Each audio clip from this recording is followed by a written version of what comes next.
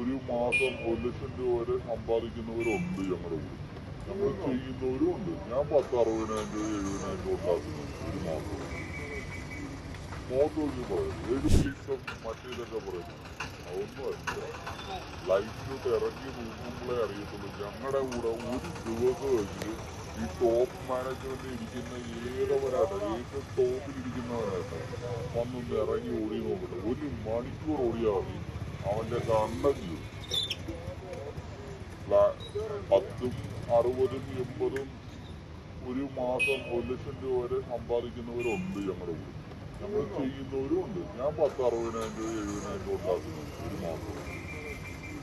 മോത്തൊഴിഞ്ഞ് പറയും 70,000, 80,000 രൂപ അടുത്ത് ഞാൻ ഉണ്ടാക്കും. ചില കേസുകൾ നമുക്ക് പറയാൻ പറ്റാത്തൊരു മോശമായിട്ടുള്ള ആറ്റിറ്റ്യൂഡാണ്. പിന്നെ അത് മാത്രമല്ല, ഇങ്ങനെ ഓബ്രോഡ് മാള് മറ്റുള്ളിടത്ത് നമ്മളത് രണ്ടാം കുടിക്കാര്. ഞങ്ങള് സ്ലേവ് ഒന്നുമല്ല. ഞങ്ങള് അന്തസ്സായ കുടുംബത്തിൽ പറഞ്ഞവരാണ്. ഞാൻ നായരല്ലായിരിക്കും, ഞാൻ ഈഴവരല്ലായിരിക്കും, മറ്റേ മുസ്ലിമോ ക്രിസ്ത്യാനിയോ അല്ലായിരിക്കും, യൂതരല്ലായിരിക്കും, വേറെ ഒന്നുമല്ല. പക്ഷെ ഉള്ള കാര്യം പറയാം, അന്തസ് ചുമരക്കളും കൂടുതലും നമുക്കുണ്ട്. അതൊക്കെയാണ് ഇവിടുത്തെ ഏറ്റവും വലിയ പ്രശ്നം. ഇവിടെ പണിയെടുക്കുന്നവരൊക്കെ ഒരു ഏറ്റവും വലിയ പ്രശ്നം ലുലു മാളില് വണ്ടി വെക്കാൻ സ്ഥലമില്ല. ഞങ്ങക്ക് ബാക്കി എല്ലാവരും വണ്ടിയുണ്ട്. പ്ലാറ്റ്ഫോം ഫീ നടക്കുന്ന പൈസ കൊടുക്കണം എന്ന് പറയുന്നത് എന്തൊരു മോശമാണ്. അവന് വേണ്ടിയിട്ട് പ്രശ്നത്തിന് വരുന്നു. ലുലു സത്യം പറഞ്ഞാൽ കൊള്ളയോട്ടോ. അവരെ ഇപ്പൊ പറഞ്ഞിരിക്കുന്ന ഹൈപ്പർ മാത്രമായിട്ടുള്ളവർക്ക് മാത്രം ഹൈപ്പർ ഓർഡർ ഉണ്ടോ നിങ്ങൾക്ക് വണ്ടി വെക്കാം, ലുലു വെക്കാം. അവരുടെ തന്നെ പ്ലാറ്റ്ഫോമിലുള്ള സാധനങ്ങളാണ് എടുക്കാൻ വേണ്ടിയാ വരുന്നത്. അതിന് ഞങ്ങൾ എക്സ്ട്രാ പേയ്മെന്റ് കൊടുക്കണം.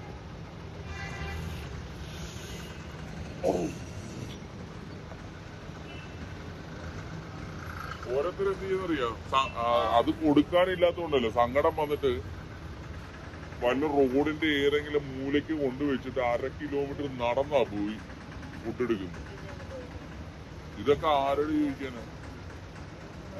അവിടെ കസ്റ്റമറിന്റെ വീടിന്റെ വാറൊക്കെ ഡോറിന്റെ ബില്ലിന്റെ മേളിൽ കൊണ്ടുവന്ന് കൊടുക്കുകയും വേണം. അവൻ 10ാം നിലയിലാണെങ്കിൽ അവന്റെ വീടിന്റെ ഡോറിന്റെ വാർക്ക് ബെല്ലടിച്ചാ കൊടുക്കുന്നത്.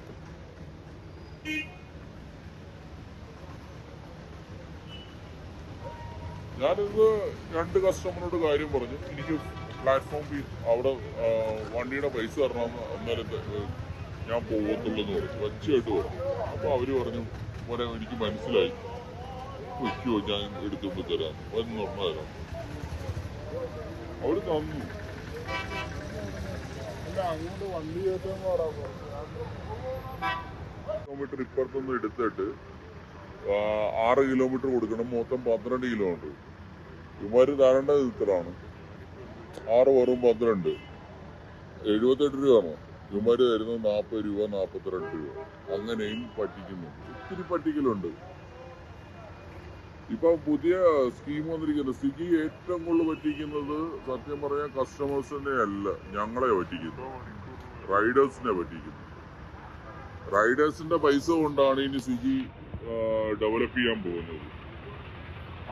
ആദ്യത്തെ 6 മണിക്കൂർ, ആദ്യത്തെ 1 കിലോമീറ്റർ 6 റുപ്യ നിങ്ങൾക്ക് തരില്ല. ഇല്ല, ഞങ്ങളിപ്പോ ഫ്രീ ആയിട്ടാണ് പോകുന്നത്.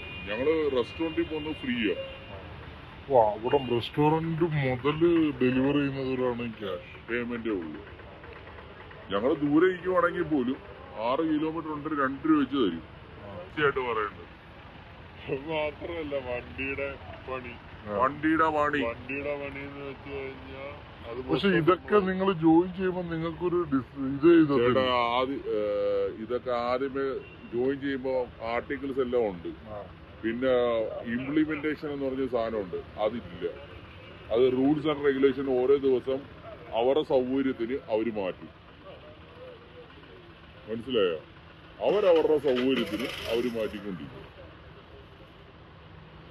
നേരത്തെ 500 രൂപയായിരുന്നു. 500 രൂപ 1000 രൂപയ്ക്ക് മേളിലുള്ള ഫുഡിന് ഞങ്ങൾക്ക് ബൾക്ക് ഓർഡർ കിട്ടുമായിരുന്നു. ഇപ്പൊ 2500 രൂപയ്ക്ക്, എന്നിട്ടും തരത്തില്ല. 2500 രൂപയുടെ ഫുഡ് കസ്റ്റമർ ഓർഡർ ചെയ്താൽ പോലും ഞങ്ങളുടെ വണ്ടിക്കകത്ത് കൊള്ളത്തില്ല, ബാഗിൻ്റെ അകത്ത്. എന്നിട്ടും ഞങ്ങൾ കൊണ്ടുപോകും.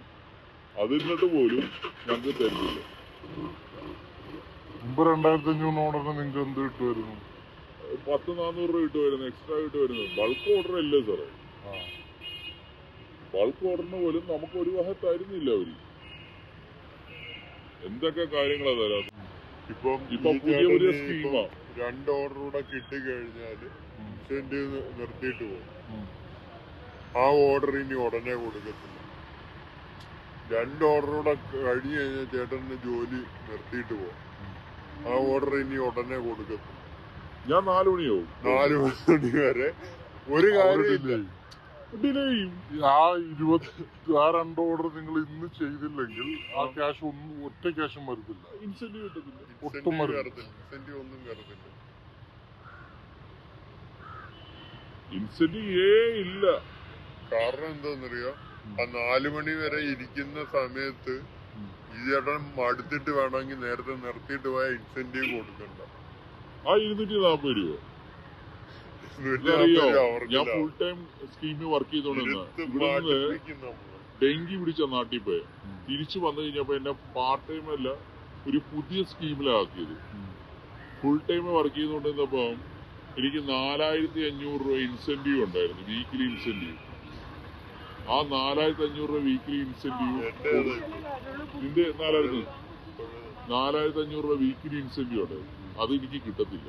ഡെയിലി ഇൻസെന്റീവ് 700 ഉണ്ടായിരുന്നു. ആ സ്കീം എടുത്ത് മാറ്റി. ഇപ്പോഴാണ് 240, 300, 600 രൂപയുടെ സ്കീം. 400 രൂപയാണ് മാക്സിമം കിട്ടുന്നത്. 35 ഓർഡർ എടുക്കണം. ഇവര് 35 ഓർഡർ നമുക്ക് തരുമോ? സ്വിഗ്ഗി ഒന്നും തരുന്നത്. സ്വിഗ്ഗി ഇതെല്ലാം കൂടെ ഇപ്പൊ സത്യം പറഞ്ഞു കഴിഞ്ഞാൽ അവർക്ക് 35 ഓർഡർ നമുക്ക് തന്നു കഴിഞ്ഞാൽ ലാസ്റ്റ് ഇൻസെന്റീവ് അത്രയും പൈസ തരണ്ടേ. അപ്പൊ നമുക്ക് ആ 35 തരത്തില്ല. അതിന്റെ തൊട്ടടുത്ത് വരെ കൊണ്ടു നിർത്തും. എന്നിട്ട് നമ്മള് ഓർഡർ തരത്തില്ല.